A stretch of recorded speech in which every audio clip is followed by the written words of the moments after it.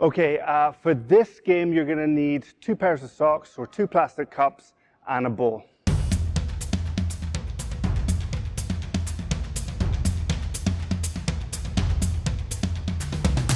Okay, so we want to sit in 2 stationary places and roll the ball to each other through the goal that we've set up using our objects.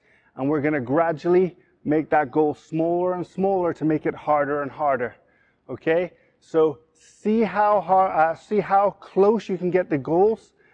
If you want to make it harder than that, I want you to sit further away from each other. All right, so have a go and let us know how you get on.